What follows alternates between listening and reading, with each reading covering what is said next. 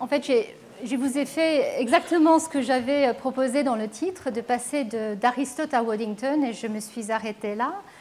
Mais comme vous allez voir, au niveau de l'épigénétique de cette discipline, les choses ont d'abord stagné pendant plusieurs décennies, au grand désespoir de Waddington, en fait, et ensuite ont accéléré à une vitesse incroyable. Donc je vais continuer un peu le voyage historique. Alors, comme je l'ai dit, je ne suis pas historienne des sciences, donc si parfois il y a une petite erreur qui se glisse, soyez indulgents, mais je pense que c'est important maintenant de voir comment cette période extrêmement excitante du milieu du XXe siècle, où la biologie moléculaire est née, où la découverte de la double hélice et le début, les origines de la biologie moléculaire, ont fait que finalement la génétique a encore plus accéléré dans son chemin et l'embryologie encore plus s'est éloignée quelque part de la génétique jusqu'aux années 80. Donc juste pour un bref résumé, je pense que vous savez tous que la structure de l'ADN a été résolue en 1953. Cette molécule fantastique qui nous a permis de comprendre comment, finalement, de quoi étaient constitués les gènes, les chromosomes, et comment l'hérédité pouvait s'expliquer. Et le point peut-être le plus important, enfin je trouve très intéressant, c'est qu'à la fin du papier dans Nature de Watson et Crick, ils ont dit, et je vais quand même le lire en anglais parce qu'en français je pense que ça sera terrible, It has not escaped our notice that the specific pairing we have postulated immediately suggests a possible copying mechanism for the genetic material. Donc ils ont tout de suite vu la beauté de la structure, nous montrer comment on pouvait répliquer ce matériel pour que cette fameuse division cellulaire, à chaque division cellulaire, le matériel génétique soit distribué de manière égale entre les deux cellules filles. Donc, ils ont bien compris qu'effectivement, cette molécule de deux brins pouvait être facilement recopiée. Et c'était peu après, et je pense que là, je vais faire très très brièvement, mais que le code génétique a donc été compris, qu'à partir de l'ADN, on produit l'ARN et que ce code dans ce transcrit qui est produit à partir de l'ADN peut être exploité, traduit en protéines, et c'est ces protéines qui font toutes les structures des cellules et des organismes. Et donc ce code génétique a permis de tout de suite comprendre l'importance des gènes, de leur contenu, et aussi de réaliser que les mutations, les changements qui ont été décrits de façon, je dirais, presque abstraite par les généticiens comme Morgan et d'autres, finalement il s'agissait tout simplement souvent de changements nucléotidiques qui faisaient que soit le gène ne produisait plus d'ARN ou que l'ARN produit portait un changement dans le code génétique qui faisait que la protéine n'était pas fonctionnelle. Donc la base de la mutation dans ces molécules d'ADN. Et donc le dogme central de la biologie moléculaire, je pense que vous le savez tous, hein, l'ADN produit l'ARN, produit la protéine, et que effectivement, cet dogme qui est central n'a pas beaucoup bougé, mais je pense que vous allez voir que finalement, les rôles, surtout de l'ARN, dans la mise en œuvre du développement et des fonctions de la cellule et de l'individu, sont devenus très importants, même si, évidemment, les protéines sont la clé de tout, de notre structure et de nos fonctions.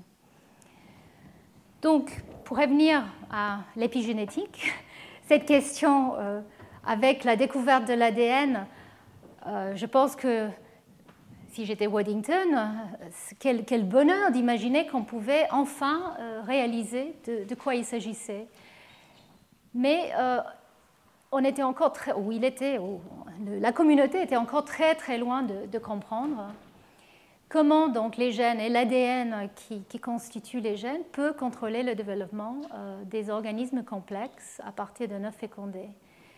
Et même avant l'opérant lac de Jacob et Monod, je voulais quand même citer les travaux de Barbara McClintock, qui était une généticienne américaine, qui a eu un prix Nobel pour ses études sur ce qu'elle appelait les éléments contrôleurs, controlling elements.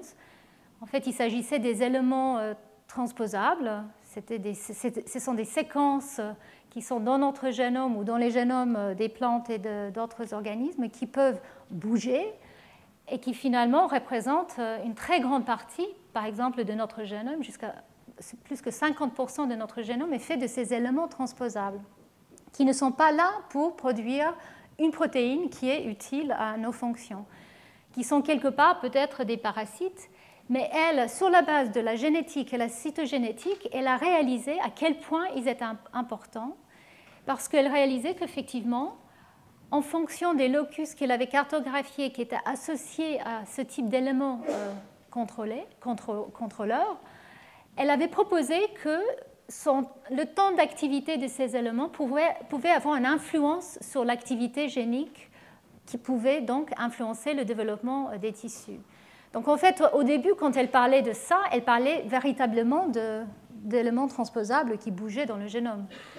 Donc on a réalisé que ce n'était pas tout à fait comme ça que le développement se passait. Ce n'étaient pas des éléments mobiles qui arrivaient à contrôler des gènes de manière un peu, dangereuse.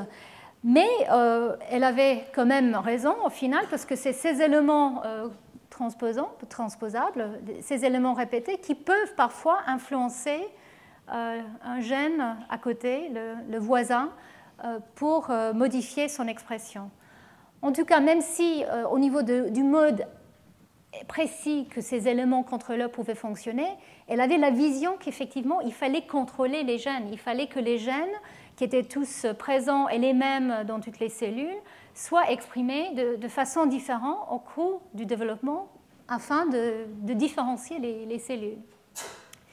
Donc, elle a écrit sur ça, elle a beaucoup décrit ce qu'elle voyait, donc surtout chez le maïs. Et puis, comme vous le savez, dans les années 60, il y avait la découverte majeure et l'hypothèse de Jacob et Monod avec leur modèle du lac Operon.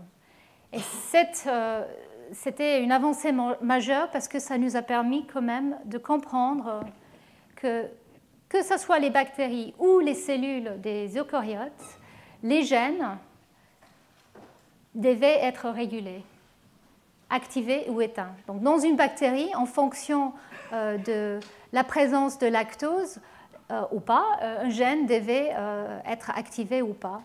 Et donc, Jacob et Monod ont aussi cité à la fin de leur papier, comme McClintock l'avait fait pour le maïs, que peut-être ce qu'ils avaient vu dans le contexte des bactéries, avec un système extrêmement simple, des gènes avec un promoteur et éventuellement opérateur qui pouvaient influencer la manière que l'ARN était exprimé ou pas, avec un répresseur qui pouvait l'éteindre ou en son absence activer ce gène, que peut-être chez les eucaryotes, donc les eucaryotes supérieurs ou inférieurs, il y avait aussi des systèmes similaires d'activer ou inactiver les gènes. Et donc, pendant plusieurs années, il y a eu pas mal de débats sur comment ça pouvait fonctionner. Beaucoup de papiers très hypothétiques. Mais je voulais quand même souligner que déjà en 1934, Thomas Hunt Morgan avait proposé qu'il pouvait avoir des batteries des gènes qui pouvaient être exprimés de façon différente à différents stades du développement. Donc lui aussi, il a eu la vision. Alors, il n'a rien proposé comme explication de comment ça pouvait fonctionner. Simplement, il a constaté, et je pense qu'il a fait ce constat au moment où il a donné sa présentation, quand il a eu son prix Nobel, que la prochaine étape, c'était de comprendre comment peut-être des batteries de gènes pouvaient réguler le développement. Donc ces fameux réseaux géniques de Waddington. Mais là, il s'agissait en fait d'activation ou d'inactivation. Et comme je disais, il y avait pas mal de papiers complètement théoriques qui sont sortis à l'issue du papier de Jacob et Monod. Par exemple, Britton et Davidson ont beaucoup écrit sur les modèles éventuels de réseaux de gènes différents, de différents types de réseaux entre les gènes qui pouvaient avoir des répresseurs ou aussi des activateurs, donc une régulation positive ou négative, et que ces activations avec des signaux externes, des activations géniques ou la répression génique pouvaient justement être importants pour le développement. Mais alors, c'était, comme je disais, totalement hypothétique, avec pas vraiment de passage à l'acte pour comprendre comment ça pouvait marcher. Alors Waddington lui-même, très inspiré donc par le papier de Jacob et Monod, a proposé justement, à la suite des expériences de Spemann et Mangold et ses propres expériences, ce fameux système d'induction que peut-être justement il pouvait avoir des opérants aussi, des éléments, des gènes structurels et des gènes régulateurs qui étaient importants d'une part pour produire les substances régulatrices. Les évocateurs pouvaient donc arriver soit de façon naturelle, donc eux-mêmes à partir de l'expression des gènes, soit de façon innaturelle, donc l'apport de signaux chimiques apportés à un embryon, qui pouvaient donc avoir un impact sur l'expression de certains gènes pour générer certains messagers ARN qui pouvaient donc induire une différenciation spécifique dans une lignage ou autre. Et donc, il a proposé qu'effectivement, on pouvait expliquer le développement ainsi. Mais là aussi, on était complètement ignorant sur la nature des gènes et de leur régulation pour expliquer le développement. Et donc, il y avait ce passage, comme je l'ai dit, de plusieurs décennies je dirais de vide presque, où la science était extrêmement excitante. La biologie moléculaire, on commençait à vraiment pouvoir manipuler l'ADN comme on voulait, commencer à créer même des animaux et des organismes modifiés. Pendant cette période, par contre, la compréhension des bases de l'embryogenèse au niveau de la régulation génique était quasiment totalement inconnue. Alors, il y a eu pas mal de tentatives, que ce soit en utilisant la drosophile comme un système un peu plus simple qu'un mammifère, par exemple. Mais effectivement, il y avait un moment, je dirais, d'absence jusqu'aux années 80, où là, effectivement, les travaux de Nusslein, Volhard et Wichart qui ont mis en place ce fameux crible dont j'ai parlé un petit peu dans ma leçon inaugurale, ont défini finalement les gènes régulateurs du développement. Et donc, c'était le début de la génétique développementale, là aussi fait chez la drosophile, où on a commencé à identifier les gènes qui peuvent réguler les premières étapes de l'embryogenèse et sont importants pour l'établissement des patterns au niveau de l'embryon et de l'individu qui va apparaître. Donc, même si la bactérie était extrêmement puissante, pour comprendre l'éléphant, il fallait quand même encore quelques temps et quelques efforts. Et donc,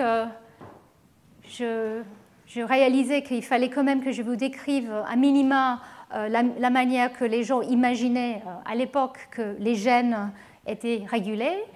L'idée, c'était qu'effectivement, comme dans le système du lac opérant, il y a une région promotrice qui est reconnue par un complexe qui permet la transcription, la production de l'ARN, donc la polymérase, et des facteurs associés qui sont essentiels pour cette activité de production de l'ARN.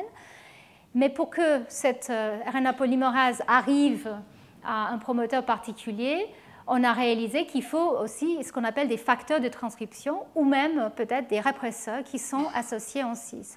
Et donc, pendant cette époque, des années 70-80, les gens ont décortiqué un petit peu quel type d'éléments il fallait pour réguler un gène.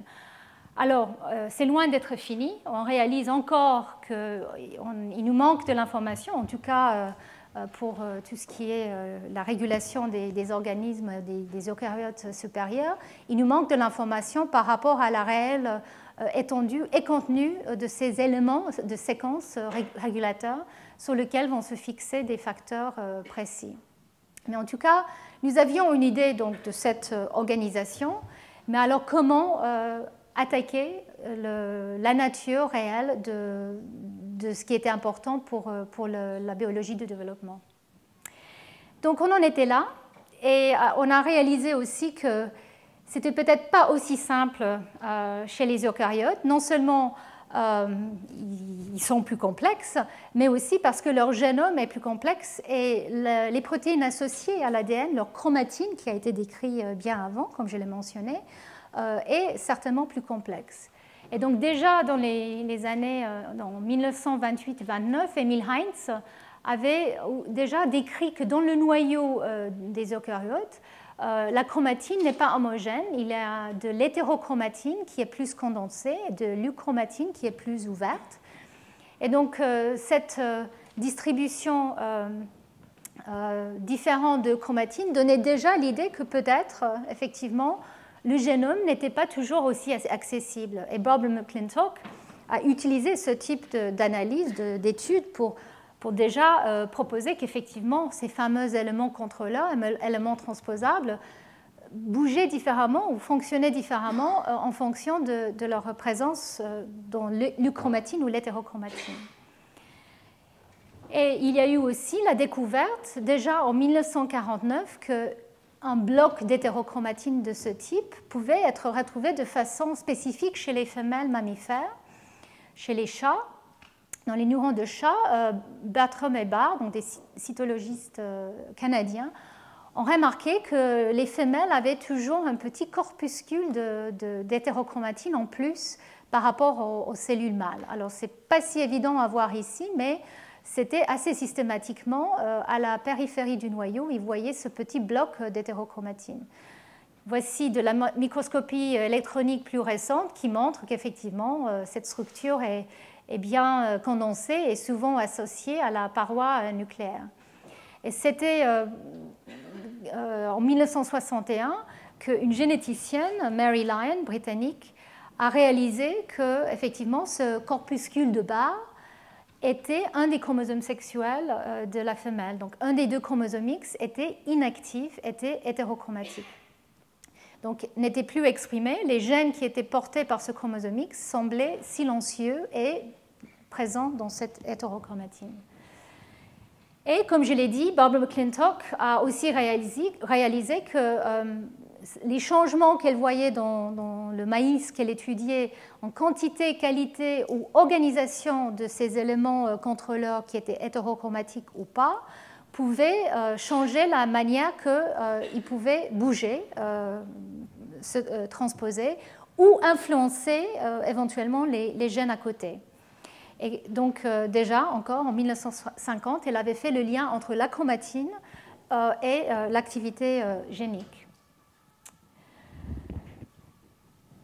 Mary Lyon, en 1974, sur la base de ce qu'elle avait décrit pour le chromosome X, avait fait ce schéma où elle a classifié un petit peu la chromatine dans son état fonctionnel, un petit peu comme Barbara McClintock l'avait fait aussi, pour dire que voilà, il y avait de la chromatine qui était codante, donc qui pouvait produire des protéines, et qu'elle était soit active, soit inactive, comme le chromosome X inactif.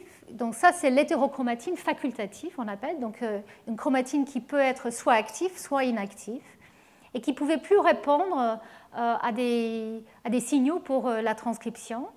Il y avait aussi la chromatine non codante, donc où il n'y avait pas de gène présent. On peut dire que ça, c'est l'hétérochromatine constitutive, qui n'a pas de fonction transcriptionnelle ou pour la production des protéines. Et donc là, vous allez encore, pendant le séminaire plus tard, vous allez entendre plus sur la nature, peut-être pas aussi silencieuse que ça, de l'hétérochromatine constitutive. Mais en tout cas, globalement, ces descriptions étaient assez visionnaires, on peut dire, que voilà, il y avait de l'hétérochromatine qui était soit toujours silencieuse, soit silencieuse mais qui pouvait être active.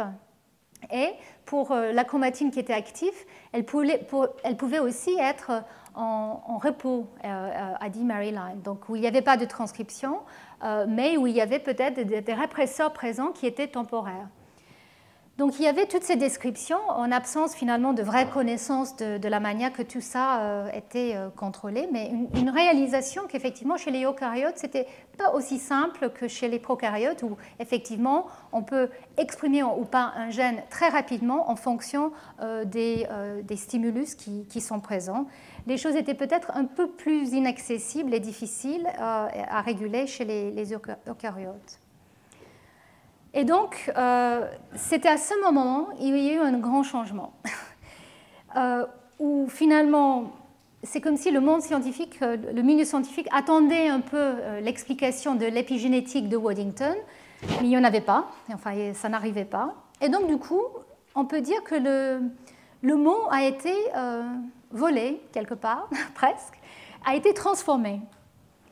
Et il y a eu une transition assez impressionnante, où la notion de héritabilité a été mise dans le contexte du mot épigénétique.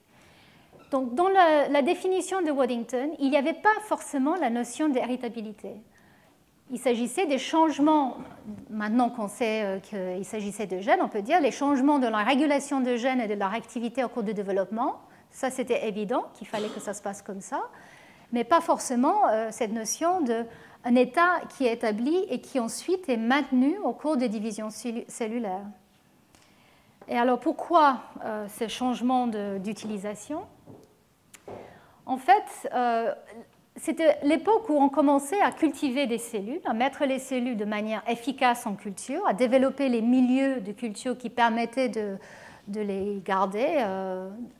Et c'était l'époque où moi et certains de mes collègues ici ont commencé aussi. Et donc, en fait, c'était un moment, effectivement, un peu de fascination parce qu'on prenait une cellule de la peau ou une cellule de la rétine, on la mettait en culture, elle ne changeait pas de phénotype, elle ne changeait pas de caractère, elle ne devenait pas tout d'un coup un lymphocyte. Donc, il y avait eu cette réalisation qu'en dehors du contexte de l'organisme, de l'individu, du tissu, on pouvait prendre des cellules et elles garder leur identité.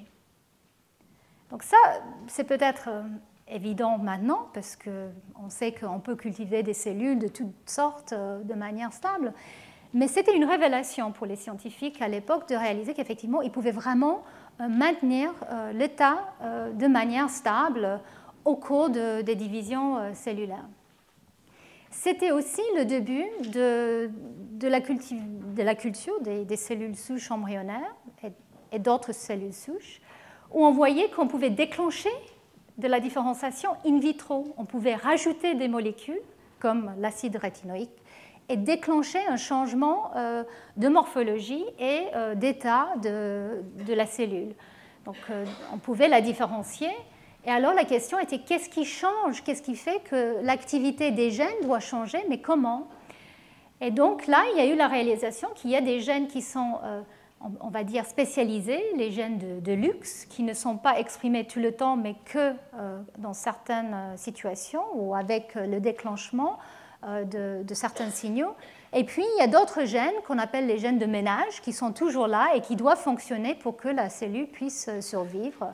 Et que peut-être ce qui était en train de se passer quand on voyait ces changements morphologiques après différenciation, c'était que les gènes de Lux étaient en train de s'activer ou s'inactiver, comme au cours du développement. Et que, très important, une fois que ce déclenchement a été fait, il était stable. Ces cellules, elles ne changeaient pas d'avis, elles ne revenaient pas en arrière. Une fois qu'on a rajouté le déclencheur, les cellules, elles restaient différenciées pendant quelques temps. Elles arrêtaient en général de se diviser, il s'agissait bien des cellules primaires, mais effectivement, elles ne changeaient pas de caractère, en tout cas pas immédiatement. Troisième source d'information, c'était ce fameux processus d'inactivation du chromosome X, qui a été découvert en 1961, qui était là, et il fallait quand même l'expliquer. Parce que donc, Maryline avait postulé, et la génétique collait parfaitement avec ça, qu'une femelle qui a 2 chromosomes X ne va pas exprimer les 2 X. Un des deux va être éteint au cours du développement, et cette extinction va rester dans toutes ces cellules somatiques. Donc, chaque femelle est une mosaïque de cellules qui expriment soit le X venant du père, soit le X venant de la mère. Comment expliquer ça? Comment expliquer cette façon de choisir un des deux chromosomes à inactiver, mais ensuite de le garder de manière si stable au cours des divisions cellulaires? Et en culture, parce que ça, c'était quelque chose qui a été fait, prenant les cellules d'une femelle et en les mettant en culture de cellules, on voyait bien que le statut du chromosome X inactif ne changeait pas. Il restait bien inactif. Et puis aussi, il y avait certains phénomènes, comme je l'ai dit tout à l'heure, qui ne collaient pas avec la génétique mendélienne, comme l'inactivation du X, qui n'était pas forcément ce qu'on attend. Quand on a deux chromosomes X, on attend que les deux soient exprimés. Donc une mutation qui est récessive, normalement, ne va pas être visible, mais dans un cas où un des deux allèles est éteint, l'allèle récessif, il est vu comme chez les mâles. Donc en fait, il y avait cette réalisation que ça ne collait pas avec les hypothèses de Mendel. Il y avait aussi d'autres phénomènes chez les plantes, beaucoup, la paramutation chez le maïs. Donc Barbara McClintock avait aussi travaillé sur ça, l'empreinte génomique. Donc tous ces phénomènes un peu bizarroïdes à l'époque, finalement, se sont bien avérés être des phénomènes avec une base génétique qui avaient quand même une couche épigénétique et donc qui vont être couverts dans les cours dans les prochaines semaines. Et alors pourquoi quel était le déclencheur finalement parce que les scientifiques, on peut dire, ils ont fait ces constats de cette stabilité des cellules en culture, de cet état inactif du chromosome X, mais ce n'était pas pour autant que ça allait changer la compréhension. La découverte majeure ou la réalisation majeure qui a fait que l'épigénétique a vraiment pris de l'élan, c'était quand même la réalisation qu'il y avait une base moléculaire pour expliquer au moins une partie de ces phénomènes. Et c'était donc la méthylation de l'ADN. Donc c'était la réalisation qu'un groupement chimique qui pourrait se rajouter sur la cytosine de l'ADN, un 5-méthyl qui pouvait se rajouter, pouvait peut-être avoir une influence. Alors, la méthylation de l'ADN a été déjà découverte dans les années 50. On savait, donc c'était les expériences de plusieurs labos, on savait que l'ADN dans plusieurs organismes avait cette forme un peu différente d'ADN. Donc l'ADN était toujours le même, il y avait cette modification chimique qui était rajoutée dans certains cas et à des proportions différentes. Donc ça a été vu, ça a été décrit, et c'était en fait en regardant de manière plus précise la manière que finalement cette méthylation de l'ADN pouvait influencer ou pouvait être transformée, parce que cet changement chimique pouvait être transformé par un processus chimique en C de A à un T, et donc en fait on a réalisé qu'effectivement cette modification était peut-être une manière de changer d'état. Finalement, il s'est avéré que ce n'était pas du tout la bonne piste par rapport à l'épigénétique, mais c'était les données au début des années 70 d'un Italien, en fait, Scarano, qui avait proposé de manière complètement hypothétique que peut-être la méthylation de l'ADN pouvait être une manière d'expliquer comment on pouvait avoir un changement d'état d'un gène. Et donc, c'était en 1975 que deux scientifiques indépendamment, Robin Holliday et Art Riggs, ont postulé que la méthylation de l'ADN pouvait éventuellement avoir un impact sur l'expression génique. Alors, c'est quand même assez visionnaire, parce qu'ils n'avaient aucune preuve à l'époque de ça. Les deux papiers qui sont sortis en 1975 étaient totalement hypothétiques, mais ils s'avèrent sont presque totalement vrais. Donc, l'hypothèse était qu'effectivement, il y a peut-être une influence sur l'expression génique, que les changements dans la méthylation, dans l'état de méthylation, pouvaient du coup expliquer les changements d'expression de gènes au cours du développement. Ils ont prédit que pour expliquer ça, il fallait quand même l'existence d'enzymes qui pouvaient donc méthyler certaines régions de l'ADN soit de façon séquence spécifique, c'est-à-dire ils allaient reconnaître certaines séquences de l'ADN et aller les méthyler de manière très ciblée, ou via une interaction avec d'autres protéines qui allaient interagir avec l'ADN de manière séquence spécifique et amener avec eux l'enzyme qui allait méthyler l'ADN. Donc ça, c'était avant qu'on connaisse qu'il y avait donc des enzymes, méthyltransférases et autres. Ils ont proposé qu'il fallait que ça existe. Et encore plus étonnant, plus fort, ils ont réalisé que pour que ce soit des profils héritables de méthylation, pour expliquer ces aspects-là de leur hypothèse, il fallait qu'il y ait des enzymes aussi qui maintiennent cet état et qui sont capables de reconnaître l'ADN au cours de la réplication dans son état hémiméthylé, parce qu'à chaque réplication de l'ADN, un bras pourrait garder ces changements, ces rajouts chimiques de méthyle, mais l'autre bras nouvellement synthétisé allait le perdre. Donc il fallait prédire qu'il y avait des méthyltransférases qui allaient s'associer spécifiquement avec cet ADN hémiméthylé, le reconnaître, afin de rajouter la méthylation sous le brin nouvellement produit. Et donc ils ont proposé que si tout ça était vrai, ça pouvait expliquer effectivement des profils héritables d'ADN méthylé ou non méthylé de façon stable au cours des divisions cellulaires, et que ça pouvait aussi être la base de l'héritabilité de certaines patterns d'expression de gènes, comme par exemple dans le cas de l'inactivation du chromosome X. Et donc voilà, ici je vous montre les deux scientifiques en question, Robin Holliday et Art Riggs. Holliday qui est toujours, il est en Australie, il est maintenant sculpteur, mais qui était un des très grands généticiens qui avait étudié la recombinaison. Donc pour ceux qui connaissent la recombinaison, c'était lui du Holliday Junction. Et donc, il a décidé d'attaquer cette question du point de vue, quand on lit ses papiers, c'était vraiment avec un point de vue de recombinaison et réparation qu'il avait étudié la méthylation de l'ADN et les implications éventuelles. Et effectivement, certains aspects de ces hypothèses n'étaient pas tout à fait vrais, mais en tout cas, les prédictions étaient tout à fait valables et validées par la suite. Donc, au début de son papier qui était publié dans Science en 1975, voici ce qu'il dit. Que donc, deux scientifiques qui travaillaient qui avaient découvert la méthylation de l'ADN, qui savaient qu'il y avait de la méthylation, avaient déjà suggéré que peut-être des bases modifiées d'ADN pouvaient être des porteurs des changements héritables dans la séquence et que ces changements pouvaient effectivement contrôler l'activité des gènes adjacentes. Et dans ce papier, on a exploré donc ces hypothèses plus, et donc ils ont émis tout ce que je viens de vous décrire dans la diapo précédente. Riggs, de son côté, de manière totalement indépendante, lui, il était intéressé par l'inactivation du chromosome X. Et il avait réalisé qu'effectivement, les cellules en culture femelles gardaient un X inactif et l'autre pas.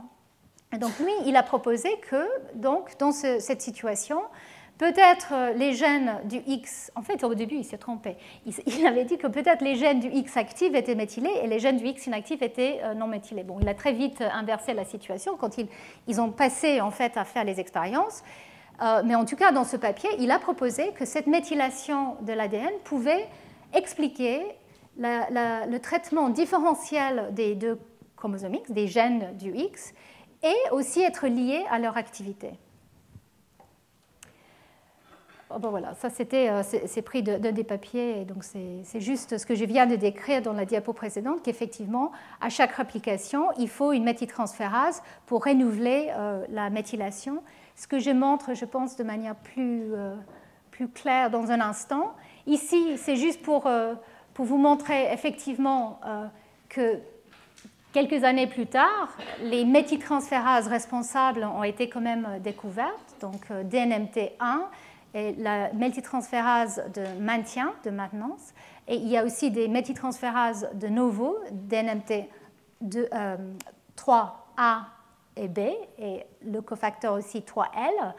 En tout cas, la découverte des DNMT a permis d'expliquer comment cette réaction a lieu à partir de donc, le molécule universel donateur de S-adenosyl L-methionine, ou SAM, on peut produire, donc, rajouter cette méthyle au niveau de la cytidine qui permet donc un maintien héritable au cours des divisions.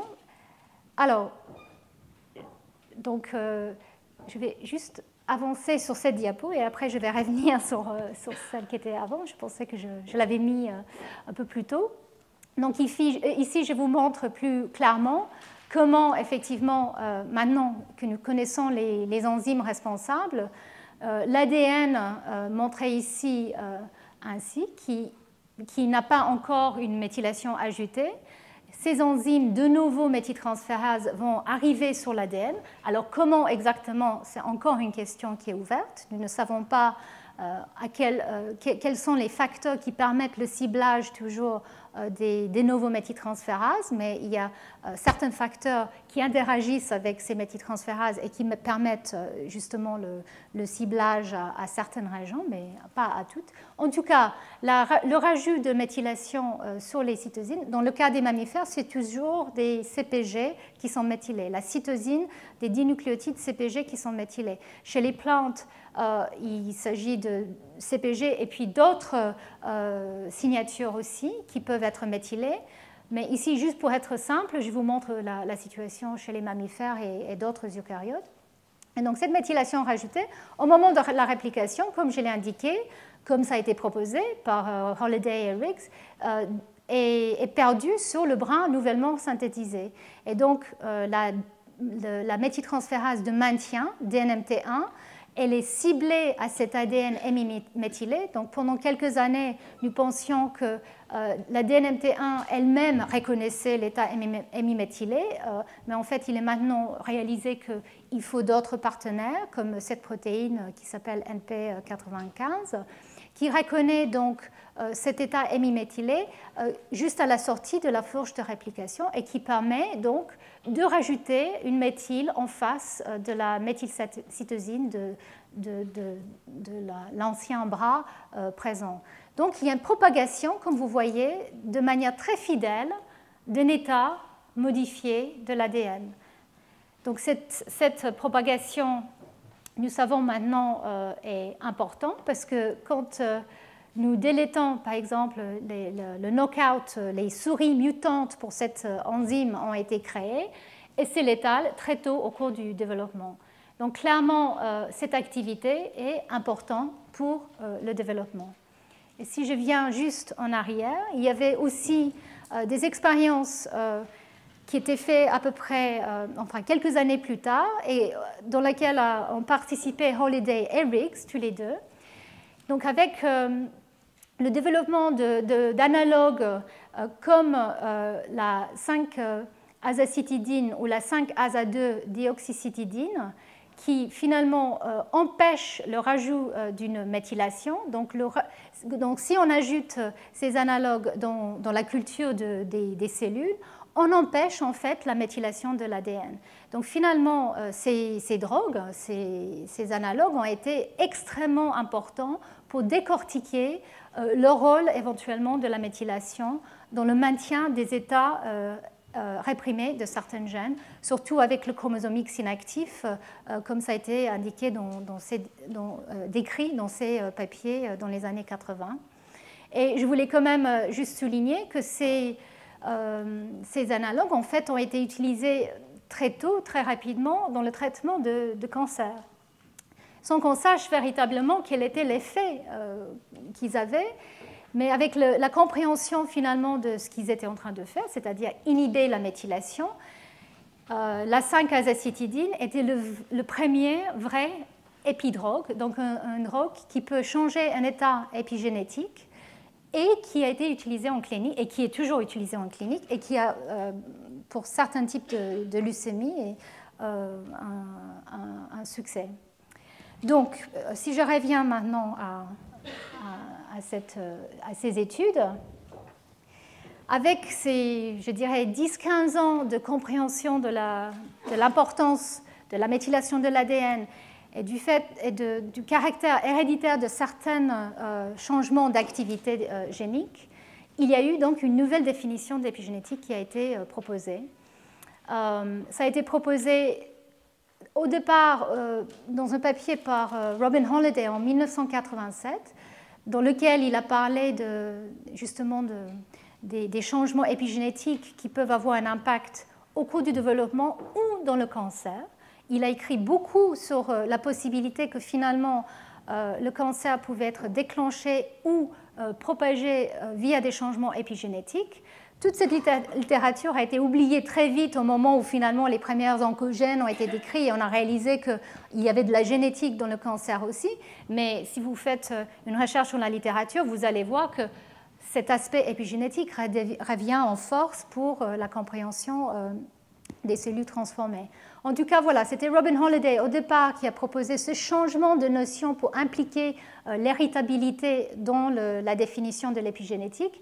Et puis dans un livre très important dans le domaine, en 1996, donc Art Riggs, Rob Martinson, que vous allez écouter tout à l'heure, et Rousseau ont proposé, ils ont collecté une série de chapitres qui décrivaient différents phénomènes qui pouvaient maintenant être mis sous ce chapeau d'épigénétique, sous cette nouvelle définition. Je voulais aussi dire que le mot épimutation a été proposé justement par Holliday en 1987 comme tout ce qui est un changement dans un gène, dans son activité, qui n'est pas dû à un changement au niveau de sa séquence. Et évidemment, parce que c'était en lien avec cette nouvelle définition épigénétique, ce changement était un changement héritable. Donc pour faire le parallèle avec la mutation qui donc touche à la séquence de l'ADN, on a l'épimutation qui peut avoir un effet aussi important, drastique, mais qui ne touche pas à la séquence de l'ADN, mais qui peut être héritable. Et comme je le disais, dans ce livre, et puis je me souviens très bien, un meeting où j'étais au début des années 90, c'était le moment où finalement tous ces phénomènes comme l'inactivation du chromosome X, ici vous voyez un chat calico, la variegation, le PEV, variegation de position chez la drosophile, chez la mouche drosophile dont je ne vais pas vous parler aujourd'hui mais une autre fois, le maïs, les études de Barbara McClintock avec les changements de phase et les éléments contrôleurs, aussi plusieurs phénomènes chez les plantes et aussi chez la souris, des études qui montraient des changements transgénérationnels. Tout d'un coup, ils ont trouvé, je dirais, leur niche. Et les gens étaient très contents d'enfin pouvoir se dire, voilà, on travaille sur l'épigénétique, c'est tous ces phénomènes qui sont finalement stables, héritables, mais qui ne sont pas dus à des changements au niveau de la séquence de l'ADN. Donc on partait un peu de cette notion de développement de Waddington. Waddington, il a émis ce mot épigénétique pour expliquer le développement et le lien avec le génotype.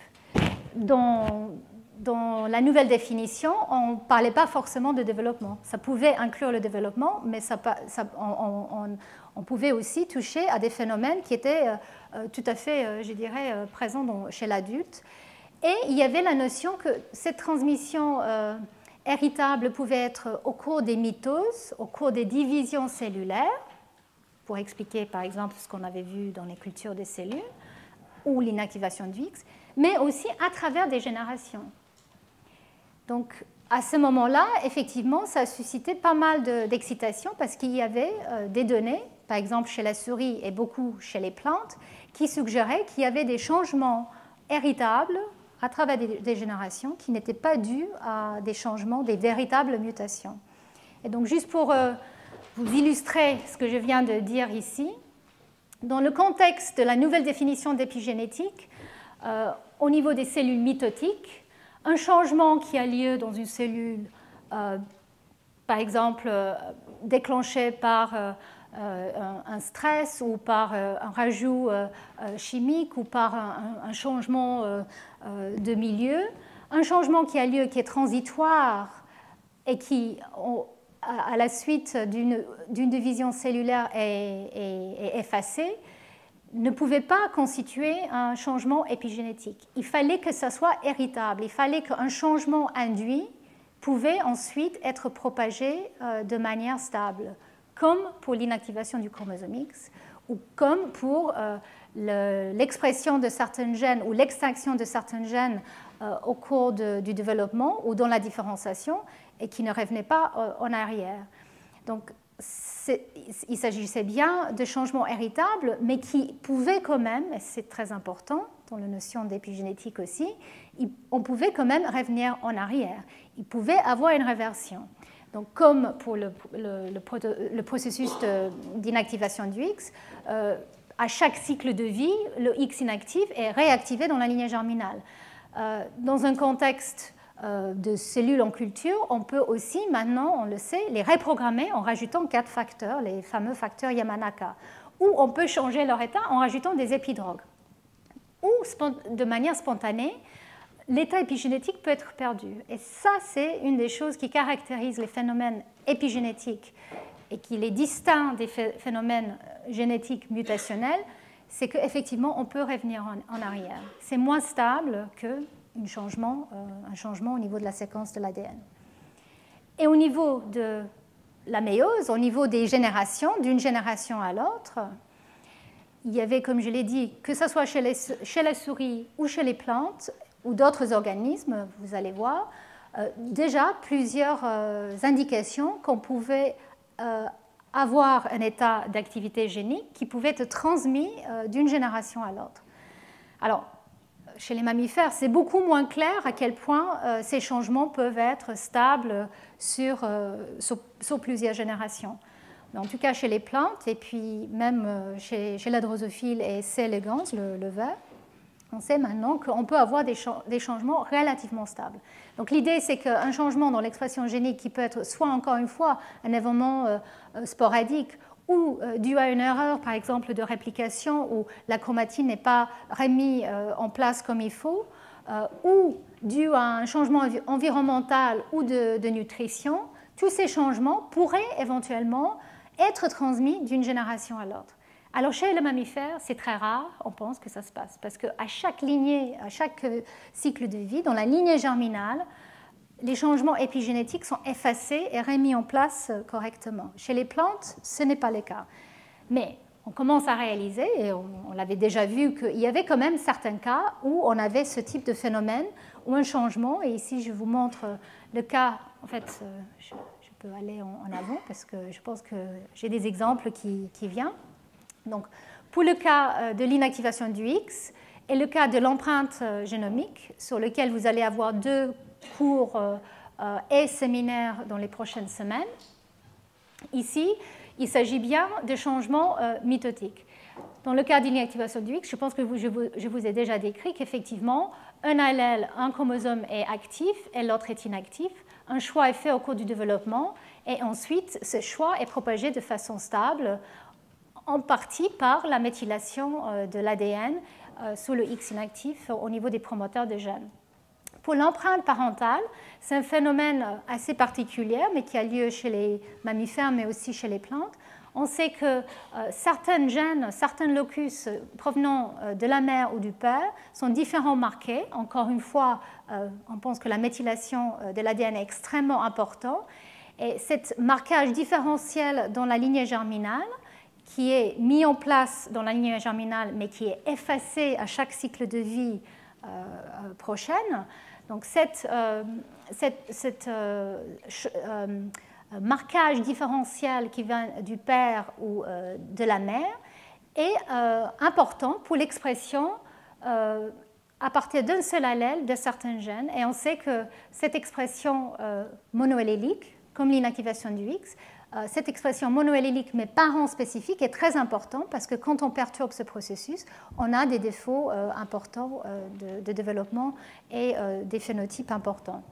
Donc voilà 2 cas d'épigénétique que j'appellerais mitotiques.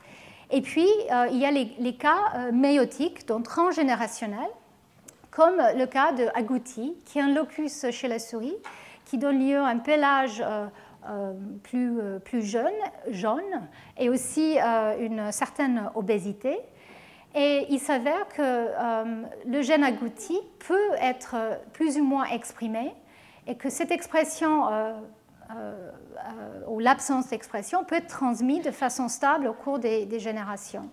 Et en fait, il s'agit d'un élément transposable qui s'est rajouté à côté du gène agouti et qui va influencer son expression.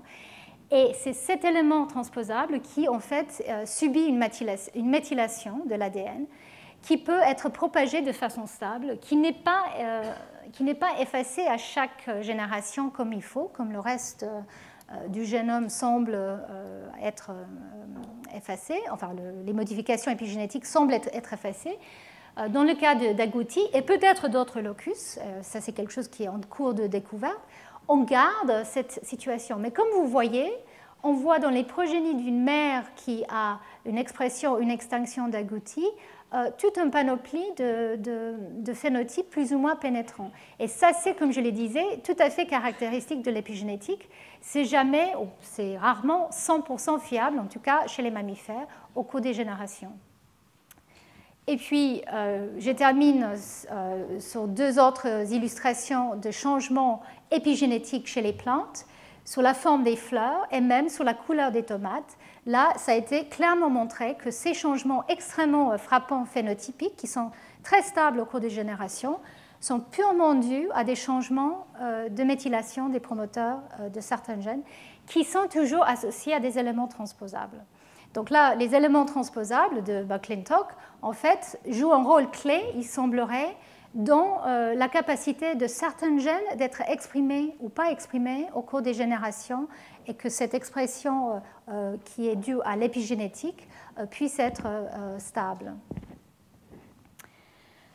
Donc là, je voulais parler un tout petit peu maintenant de ce que nous savons avec cette nouvelle définition de l'épigénétique. Qu'est-ce que nous savons par rapport aux bases moléculaires?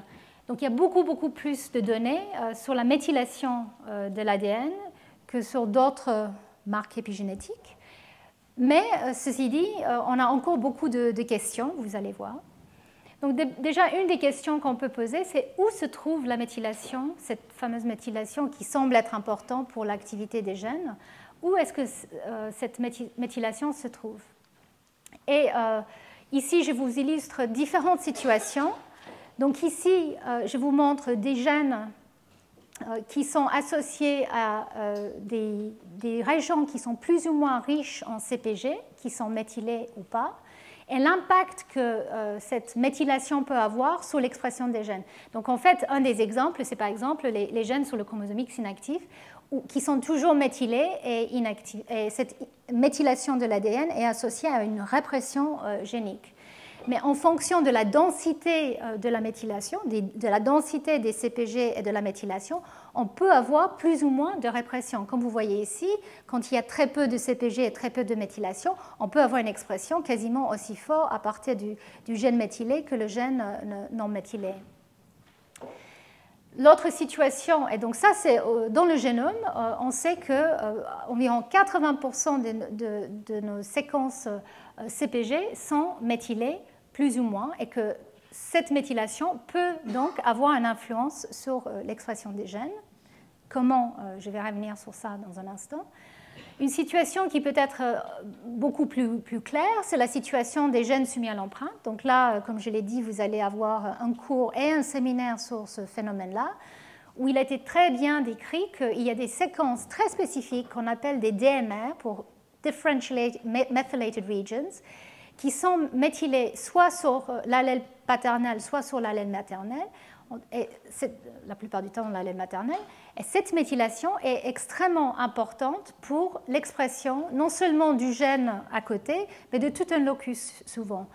Donc exactement comment ces régions agissent, c'est encore pas tout à fait clair, mais nous savons que c'est cette méthylation différentielle qui est absolument cruciale pour la manière que les gènes peuvent s'exprimer de manière parent spécifique, ou origine de parents spécifique. Ici aussi, je vous montre des séquences qui ne sont pas forcément... les séquences à l'intérieur d'un gène peuvent être méthylées et ça n'a aucun impact, ou pas forcément un impact, sur l'expression de gènes.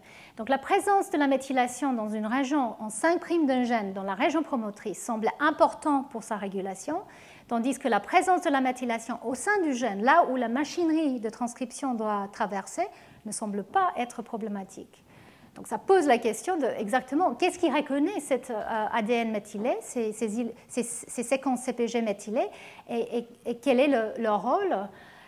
Et nous savons que le rôle doit être important parce que, comme je l'ai dit tout à l'heure, la délétion des enzymes qui sont responsables de la mise en place de cette modification ou de le maintien donne des phénotypes très importants, une létalité embryonnaire.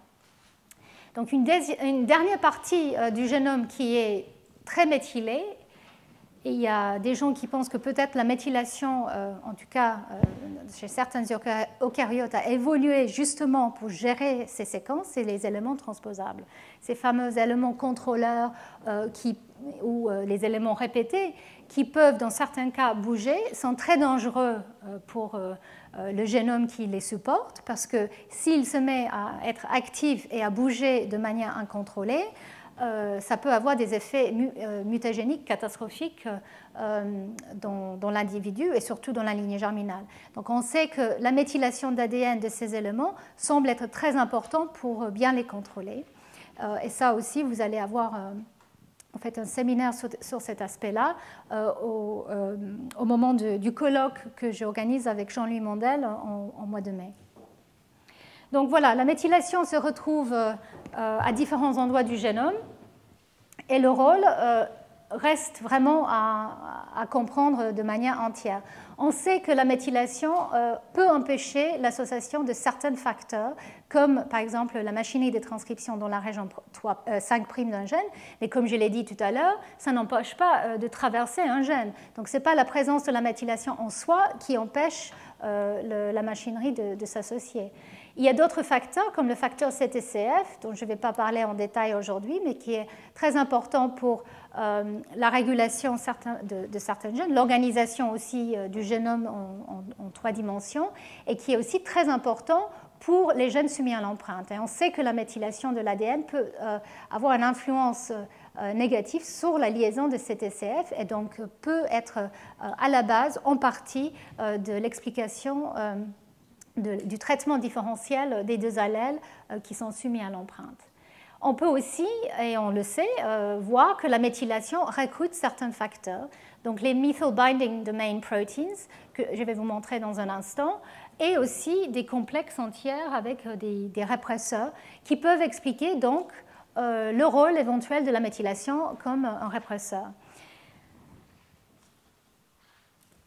Donc ici, je vous montre juste un exemple des études de plusieurs labos, Adrian Bird et puis plusieurs d'autres labos, ont essayé de chercher les protéines qui s'associent à l'ADN méthylé spécifiquement et pas à l'ADN non méthylé. Donc il y a plusieurs protéines MBD qui s'associent et je vous montre juste 3 ici. MSCP2, c'est une des protéines les plus importantes et intéressantes étudiées aujourd'hui, parce que nous savons que cette protéine-là est essentielle pour la vie, parce qu'elle donne, en absence d'MSCP2, on a une létalité chez les mâles. Donc MSCP2 est un gène qui est lié au chromosome X. Donc les mâles qui portent une mutation dans MSCP2 ne survivent pas, l'embryon meurt, et les filles qui sont porteuses de mutations MSCP2 sur un des 2 chromosomes X ont le syndrome de Rett. Donc nous savons qu'effectivement MSCP2 est extrêmement important dans le cerveau pour le développement neuronal, mais on ne sait pas exactement le rôle qui est joué. Je vais revenir sur ça dans un instant, mais en tout cas, clairement, les protéines qui s'associent à la méthylation de l'ADN jouent des rôles importants. Voilà. Donc une dernière diapo pour vous montrer un peu où nous en sommes. Donc, elle est très dense, mais ne vous inquiétez pas, je ne vais pas rentrer dans les détails de tout.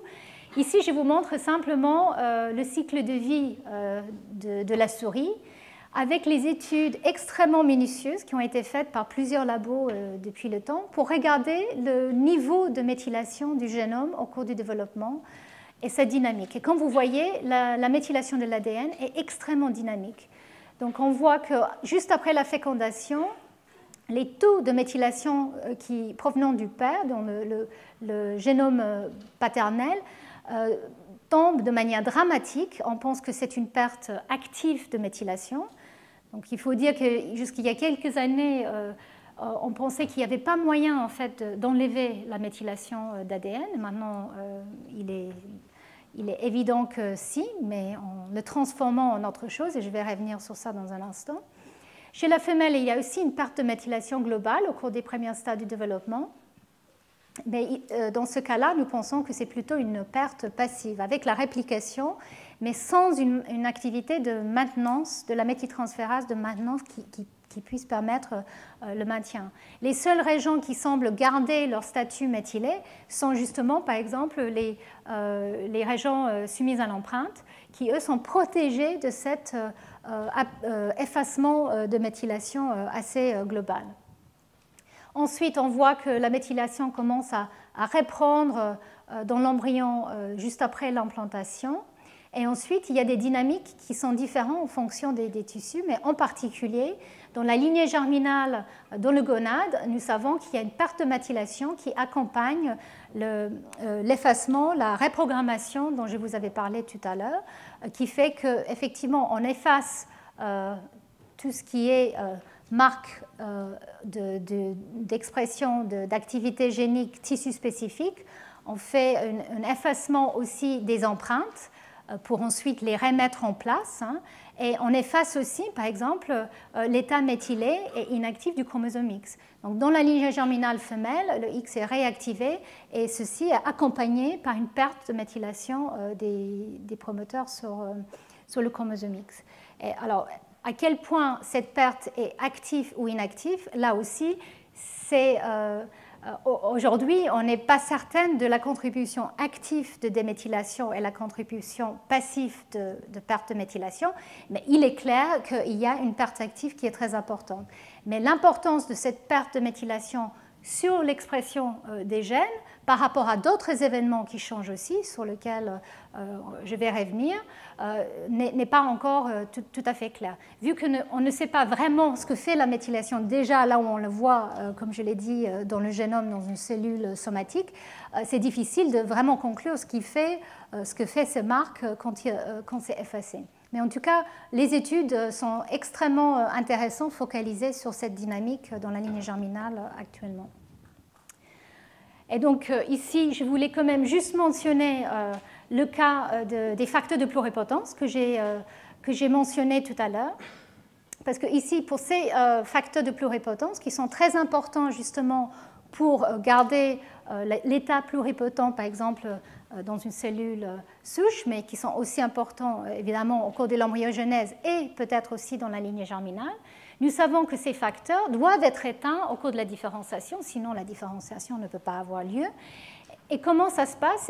Et maintenant, on commence à avoir un peu plus d'informations sur la suite des événements. Et il semble qu'effectivement, l'extinction transcriptionnelle des gènes qui sont impliqués,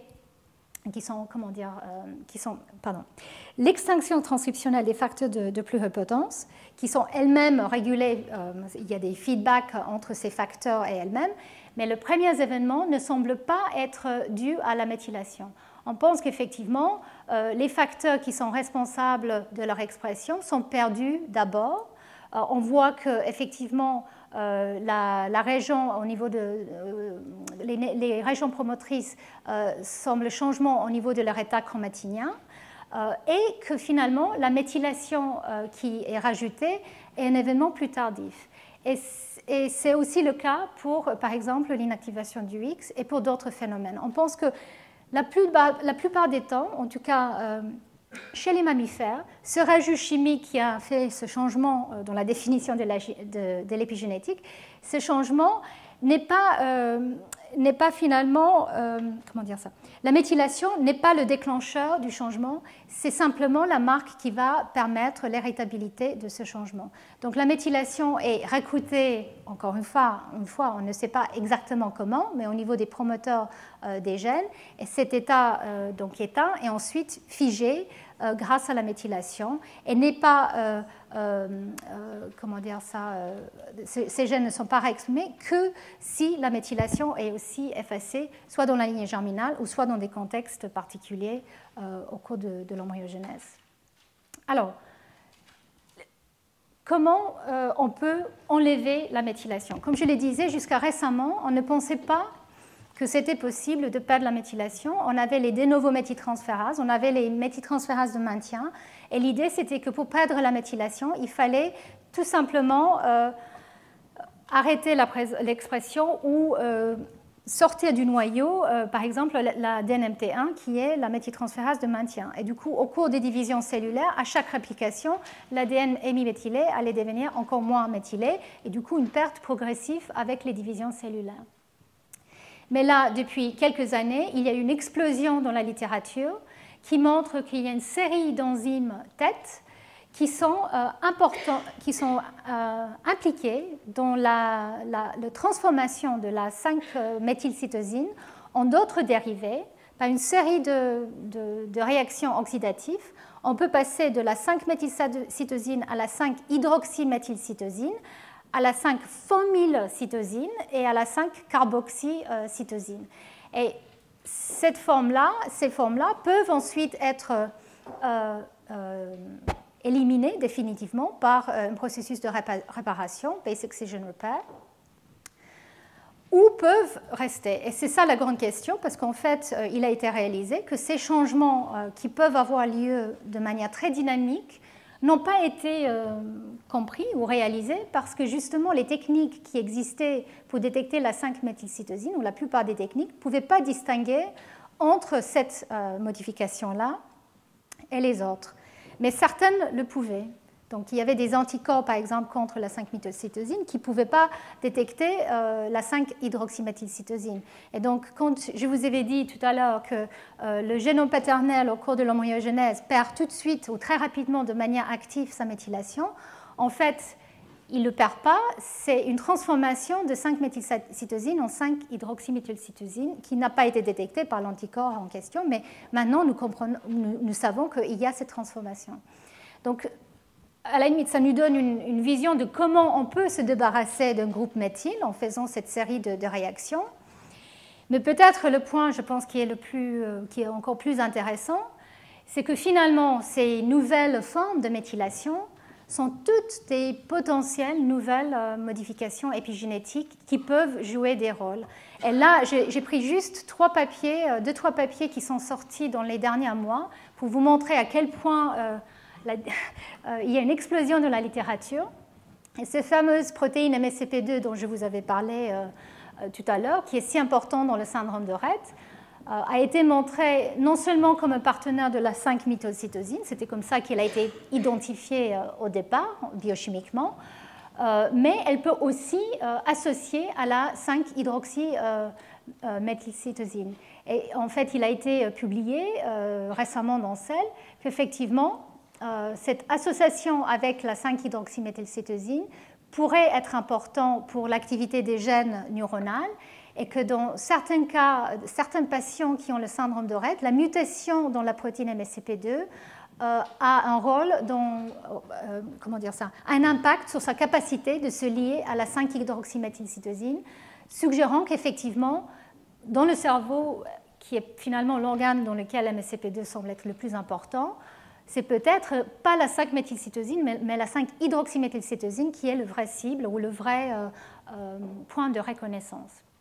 Donc ici, je vous montre aussi d'autres papiers qui sont sortis qui montrent que quand on délète ou on empêche ces enzymes, les enzymes TET qui font cette série de réactions oxydatives, on commence à voir des phénotypes. Donc les données commencent à sortir chez le xénope, mais aussi chez la souris. On sait qu'effectivement, l'absence de ces protéines peut avoir des effets développementaux très importants.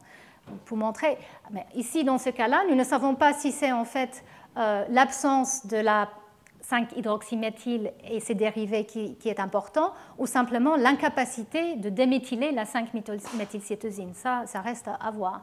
En tout cas, clairement, ces processus semblent être importants aussi pour le développement. Et il y a des liens extrêmement importants avec le cancer. D'ailleurs, dès le départ, la découverte des premières têtes, il a été montré que, par exemple, l'absence de tête 2 a un impact très important dans la transformation myélide dans certains types de leucémie. dans les leucémies, maintenant les traitements pour justement attaquer la déficience de TET2 sont en cours de test. Donc nous savons qu'effectivement, ces protéines jouent des rôles clés au cours du développement et aussi dans des pathologies comme le cancer.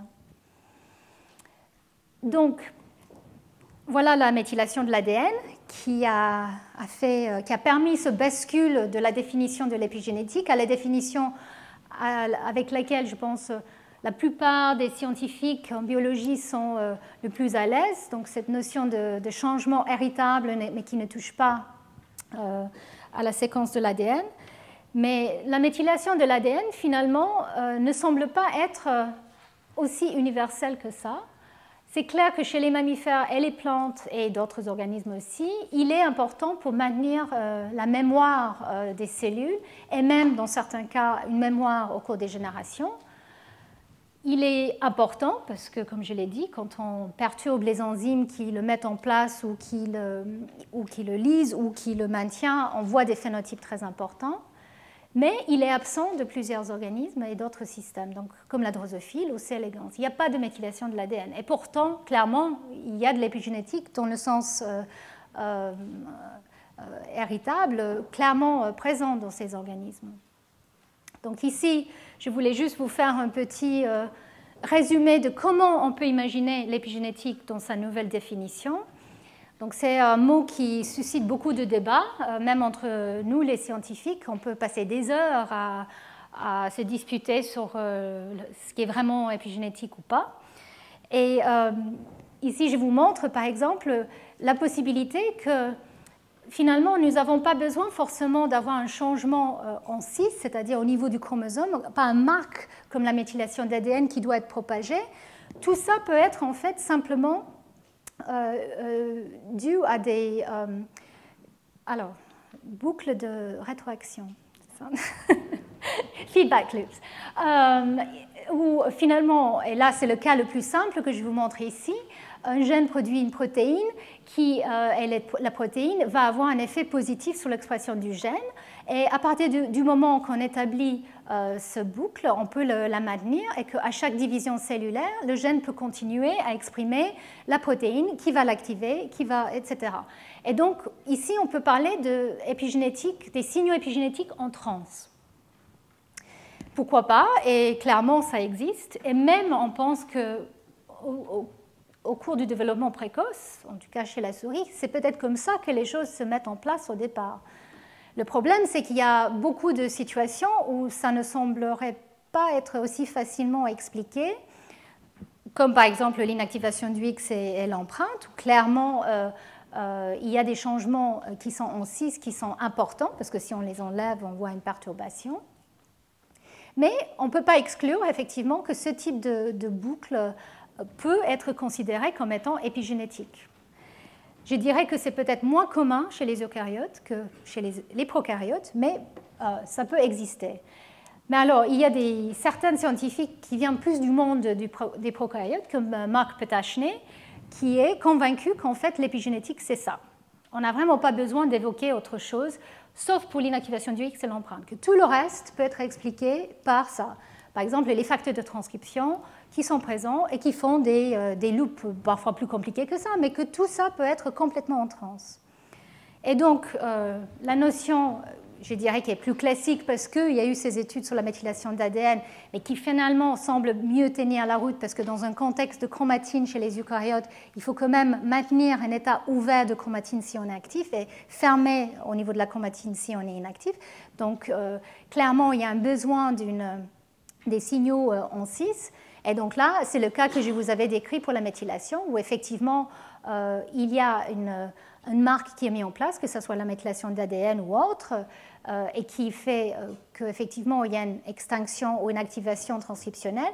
Et cette marque, elle est propagée à chaque division cellulaire.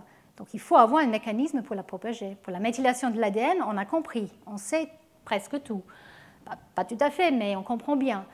Mais vous allez voir, pour le reste, c'est moins évident, mais ça commence à venir.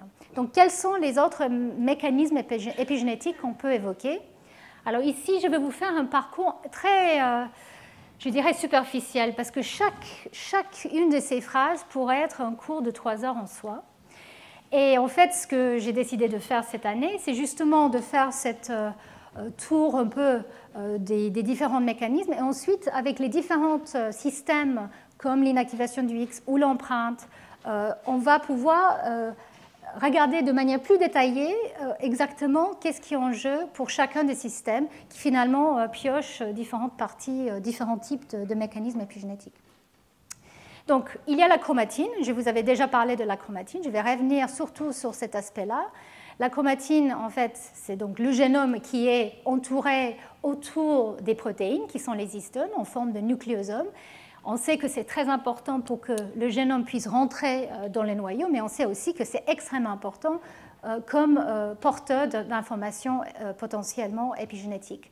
La méthylation d'ADN peut être considérée comme étant une marque chromatinienne, mais il y en a d'autres sur lesquelles je vais venir dans un instant. Et on peut aussi considérer que certains facteurs de transcription, malgré ce que j'ai dit pour les facteurs trans, il y a des facteurs de transcription qui restent associés. On les appelle les bookmarking factors maintenant. Il y a quelques exemples. C'est des facteurs de transcription qui s'associent et qui ne se dissocient pas au cours de la mitose et au cours du cycle cellulaire. C'est un nouveau comment dire ça, concept presque, mais en tout cas, il y a des données qui suggèrent que ça existe. Donc, au niveau de la chromatine, voilà, il y a aussi tout un monde qui s'ouvre, qui est les ARN non codants. Et donc, je vous avais parlé tout à l'heure des ARN qui donc produisent des protéines, mais on réalise qu'il y a une grande partie de notre génome qui est transcrit et qui produit de l'ARN, et n'est pas forcément pour produire de la protéine. Alors, certains de ces ARN non codants sont importants, et vous allez voir dans le cours sur l'inactivation du X que le déclencheur de tout ce processus est justement un ARN non codant qui s'appelle EXIST. Et pour les gènes soumis à l'empreinte aussi, il y a des ARN non codants qui sont très importants pour déclencher l'expression monoallélique. Il y a aussi d'autres transcrits non codants pour lesquels il y a beaucoup de spéculations, pas forcément toujours beaucoup de données.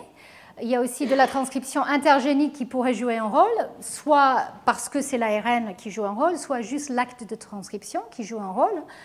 Et il y a tout un monde des petits ARN sur lequel je ne vais pas élaborer parce que vous allez avoir le séminaire de Rob Martinson tout à l'heure, très bientôt même. Et juste pour terminer cet aspect-là, je vais vous parler moins de l'organisation nucléaire, mais je vais quand même toucher à ça pendant mon cours sur l'inactivation du X. On sait de plus en plus que le noyau n'est pas un sac homogène de facteurs dans lequel flottent les chromosomes de manière, je dirais, passive. On sait que c'est quand même une organelle extrêmement organisée avec des structures physiquement robustes comme la lamine, le lamina, l'enveloppe nucléaire, mais aussi avec des structures ou des compartiments biochimiques qui sont extrêmement différents. Et nous pensons, enfin, dans le domaine de l'épigénétique, un rôle est quand même donné de plus en plus important éventuellement pour le maintien d'un état d'activité ou d'inactivité. La position du noyau peut avoir un impact sur l'expression ou non d'un gène. Et aussi l'organisation des chromosomes, leur topologie en 3 dimensions, malgré la manière qu'on les écrit, ce n'est pas des lignes, ce n'est pas des chromosomes en mitose ou en métaphase qu'on a dans le noyau, c'est des structures en 3 dimensions en forme de, enfin, sorte de pelote qui peuvent en fait être beaucoup plus structurées qu'on imaginait, et cette organisation peut être importante pour la manière que le génome est lu ou pas. Et puis, il y a aussi tout un monde d'épigénétique auquel je ne vais pas entrer cette année, mais que je compte traiter dans les années qui viennent, qui sont aussi les composants cytoplasmiques. On peut considérer, si on prend la définition de l'épigénétique comme un changement héritable sans changement au niveau de la séquence de l'ADN, qu'effectivement, ça peut être aussi cytoplasmique ou même structurel, quelque chose qui est mémorisé au cours des divisions cellulaires. Et il y a des cas, les prions peuvent être considérés, les protéines qui vont aller changer la structure d'une autre protéine, si un changement ensuite est propagé, on peut considérer que c'est de l'épigénétique. Et pareil, il y a des structures au niveau des surfaces des cellules qui semblent être gardées on ne comprend pas exactement comment, mais qui semblent être gardés de façon stable au cours des divisions cellulaires, comme les ciliés. Voilà. Donc je vais passer quand même quelques minutes sur la chromatine, parce que c'est quand même, je pense, le monde de l'épigénétique le plus connu. Alors, quand on parle de chromatine, pour moi en tout cas, nous ne parlons pas de l'épigénétique. La chromatine, c'est la structure qui permet qu'effectivement le génome soit empaqueté dans le noyau. La chromatine peut permettre l'expression ou la répression de certains gènes. La chromatine peut changer dans différentes situations, mais pas forcément de façon héritable, due cette différence avec la notion d'épigénétique. En tout cas, nous savons que, comme je l'ai dit, l'ADN est entouré des nucléosomes, donc, enfin, l'ADN en forme de nucléosome avec des protéines, donc l'ADN est entouré autour d'un octamère des histones. Cet ADN peut être modifié par la méthylation, comme je l'ai décrit tout à l'heure, mais ces histones et ces nucléosomes peuvent eux-mêmes être porteurs d'informations importantes. Et donc, on a réalisé depuis quelques années qu'effectivement, les histones peuvent soit venir en formes différentes, des variants différents d'histones existent et qui peuvent avoir des rôles extrêmement importants pour définir différentes catégories du génome, et aussi les histones elles-mêmes peuvent être modifiées.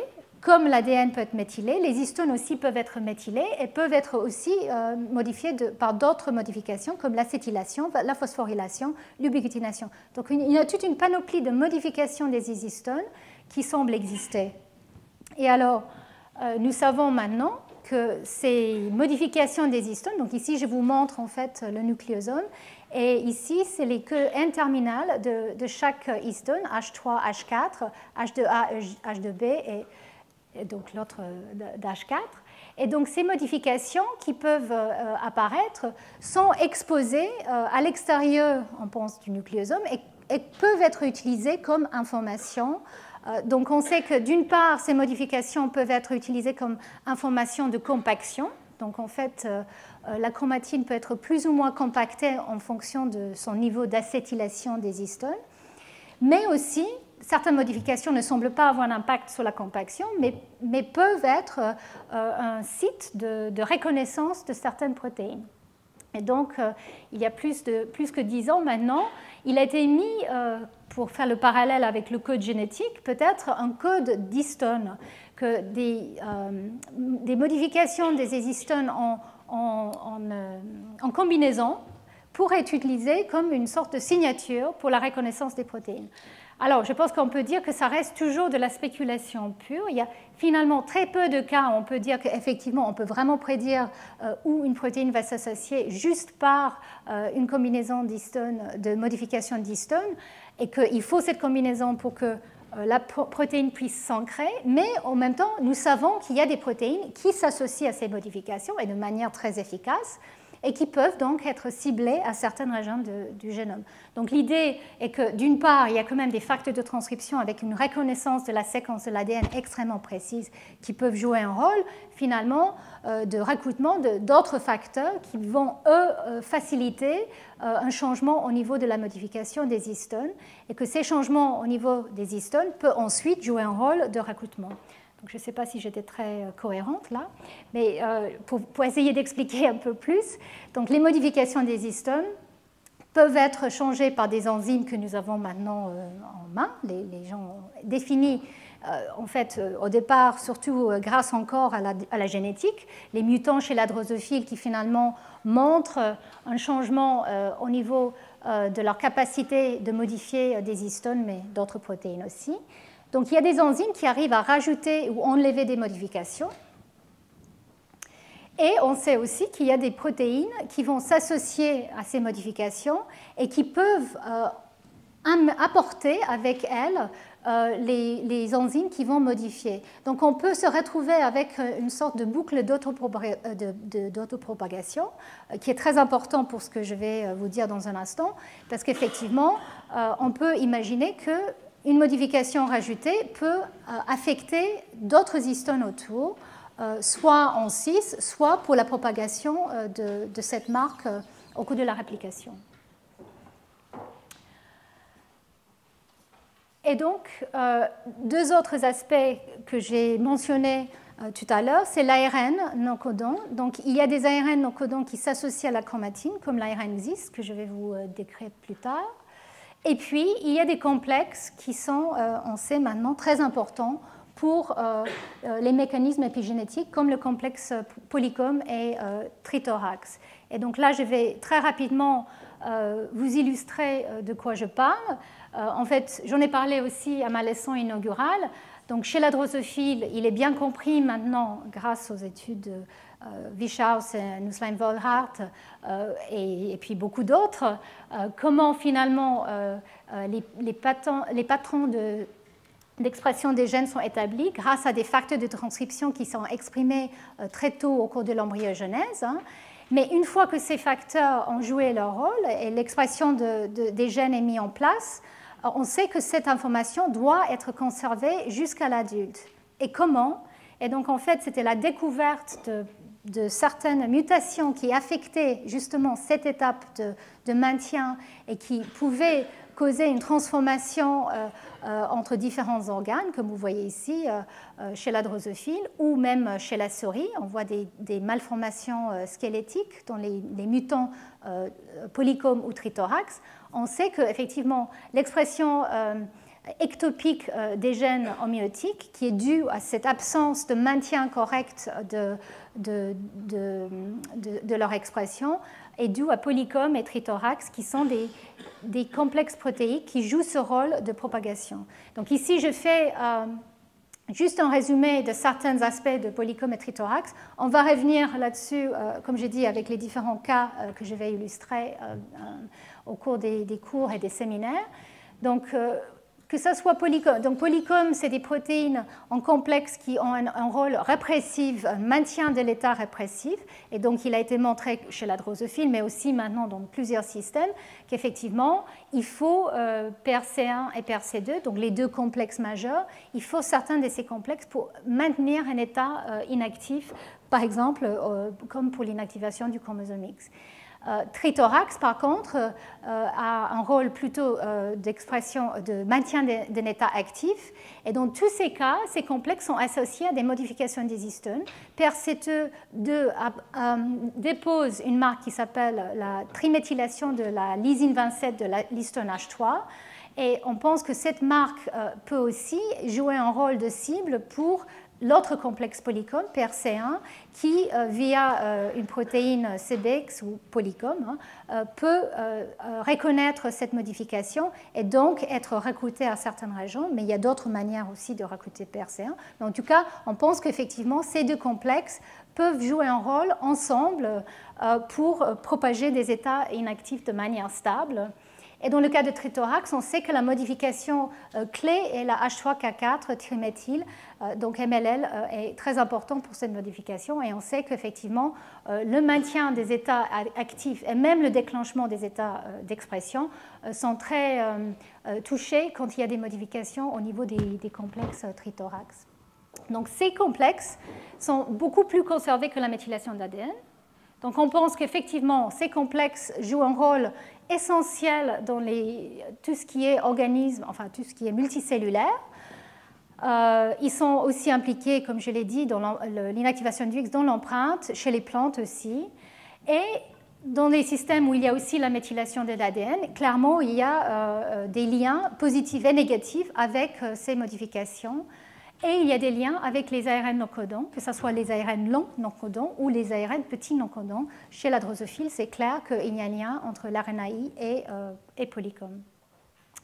Et donc là, maintenant que je vous avais décrit de manière très vaste la chromatine et certains des acteurs, comment on peut imaginer qu'on établit des marques chromatiniens? En fait, beaucoup de choses sont possibles. On sait que dans certains cas, c'est la séquence de l'ADN qui est importante pour cibler certains facteurs et c'est ça qui va faire qu'un changement au niveau de la chromatine est mis en place.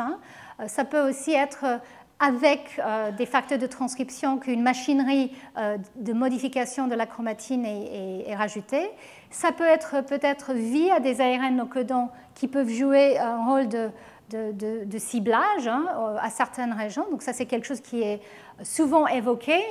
J'avoue qu'il n'y a pas souvent beaucoup de données qui démontrent ça de manière claire, mais c'est une manière d'imaginer le processus. Et puis, il y a aussi des façons, je dirais, secondaires de rajouter des marques de la chromatine, soit parce qu'effectivement, il y a de la méthylation de l'ADN qui fait que certains modificateurs de la chromatine vont être ciblés, ou encore une fois, via les ARN non codants. Et donc, la grande question aussi, c'est comment, une fois qu'on a mis ces marques en place, on peut les perpétuer, on peut les propager. Et donc, pareil, c'est le même type d'acteurs. On a des facteurs de transcription, les ARN non codants, la méthylation. Et comme je l'ai décrit, on peut avoir des sortes d'autopropagation parce que certains des modificateurs de cette chromatine peuvent être rajoutés par leur modification et rajouter d'autres. On peut aussi avoir des interactions en 3 dimensions à longue distance qui font ramener un complexe à une région. Et il y a le lien avec l'RNAi. Donc là aussi, je suis désolée, je vais très vite là, mais en fait, c'est parce que, comme je l'ai dit, pour chacun de ces aspects, on pourrait passer pas mal de temps. C'est juste pour vous lister un peu les possibilités, et comme ça, au séminaire que vous allez entendre, vous allez avoir un peu plus d'informations, par exemple au niveau de l'RNAi et la méthylation de l'ADN. Et un point important, c'est la propagation des marques chromatiniens au cours de la réplication. Donc, comme je vous avais expliqué, pour la méthylation de l'ADN, la situation est simple parce qu'on a compris un peu que l'état hémiméthylé est reconnu. Pour les histones, c'est beaucoup moins simple. On pense que la fourche de réplication, là où effectivement des nouveaux nucléosomes doivent être formés, il y a une distribution aléatoire des histones anciens qui étaient présents avant. Il y en a même qui sont perdus. Donc, comment garder cette information épigénétique si c'est au niveau des modifications des histones, par exemple? Là, ce n'est vraiment pas évident. On pense que peut-être il y a un rôle de certains facteurs qui, comme pour la méthylation de l'ADN, que je vous avais décrit tout à l'heure, les facteurs modificateurs sont ciblés justement la fourche de réplication.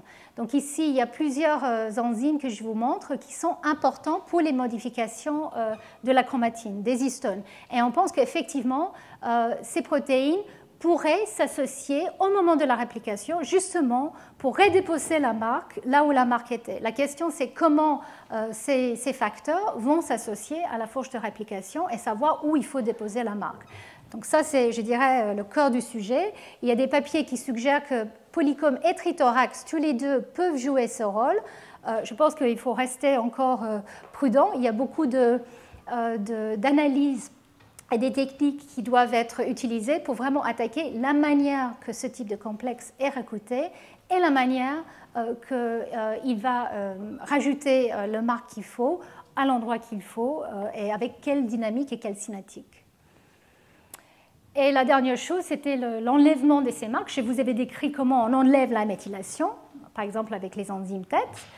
Pour les modifications des histones, c'est très facile en fait parce qu'on savait, même avant la méthylation, qu'il y a beaucoup d'enzymes qui peuvent défaire ce qui a été fait.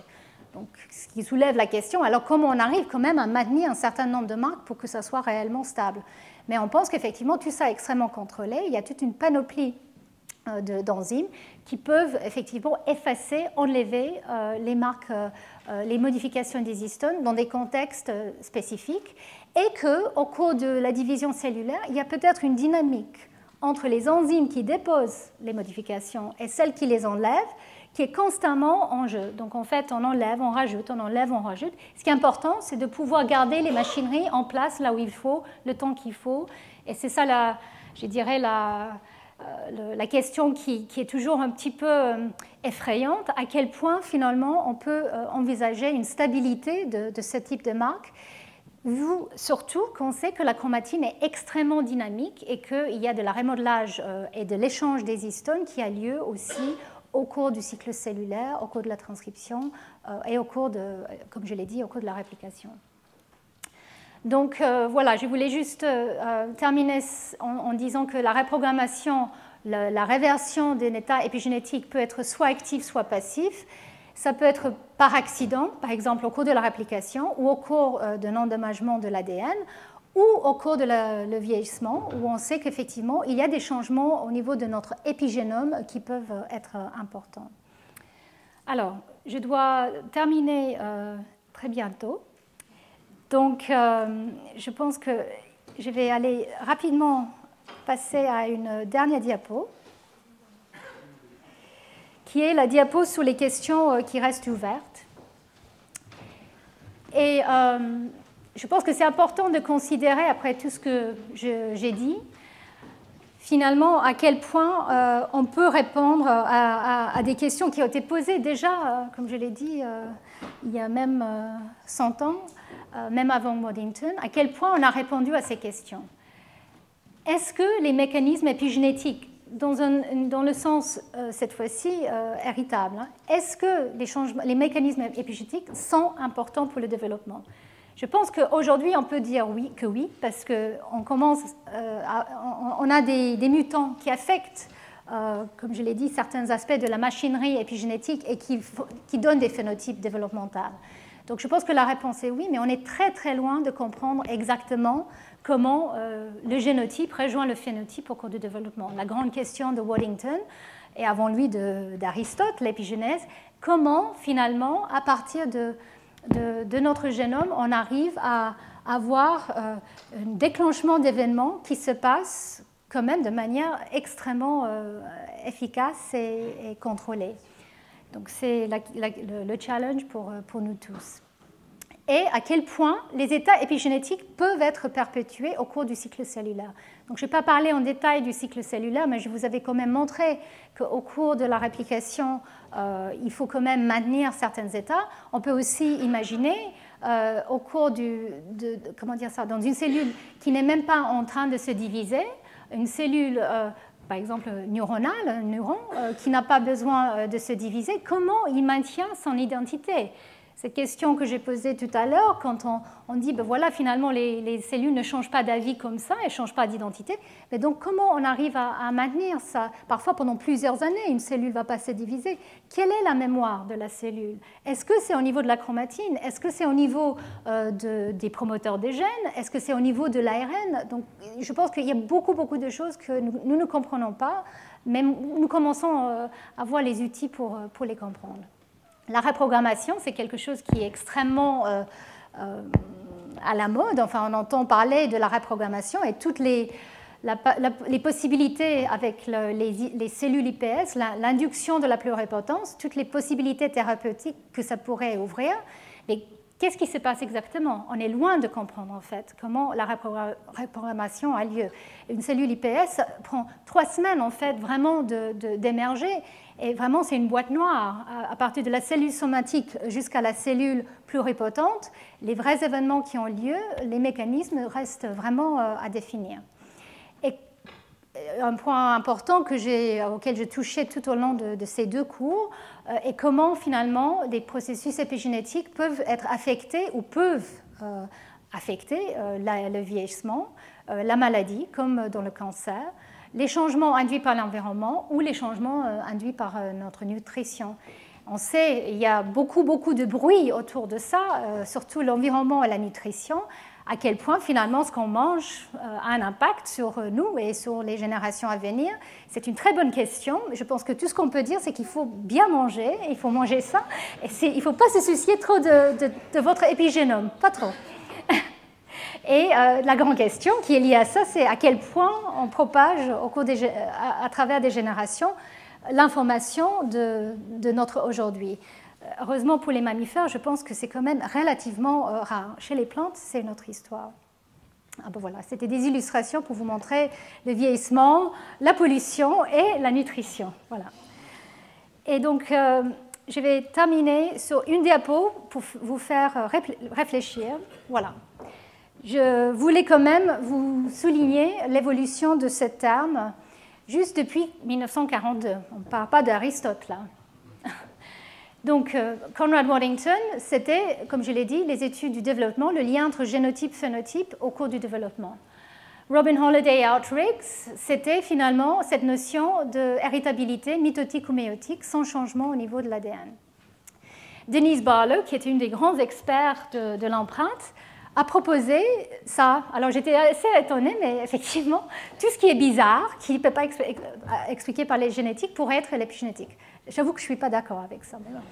Et là, je suis encore moins d'accord. Lui aussi, c'est un grand épigénéticien, Randy Jertle. Everything we do, everything we eat or smoke can affect our gene expression and that of future generations. Epigenetics introduces the concept of free will into our idea of genetics. Je pense qu'il faut être... Si vraiment tout ce qu'on mangeait ou fumait avait un tel impact sur notre épigénome, on ne serait pas là. Hein. C'est clair qu'on est assez robuste. Hein. L'évolution a bien travaillé. Et donc finalement, cette définition qui était, je dirais, la plus acceptée récemment, mais avec laquelle il n'y a pas la notion forcément de héritabilité, c'est celle d'Adrian Bird, que les événements épigénétiques sont tout ce qui est changement des chromosomes pour intégrer des signaux ou pour les perpétuer. Donc c'est une définition très chromosomique. Donc on ne parle pas de cytoplasme, on ne parle pas d'héritabilité en particulier. C'est pas mal, mais j'avoue que aussi ça n'aide pas vraiment à comprendre plus comment ça marche. Et je pense que finalement, tout ce que ça veut dire, c'est peut-être qu'on a besoin de plus de mots. Mais pour l'instant, on va rester avec le mot épigénétique et on va explorer tout ce qui va autour. Voilà, je vous remercie.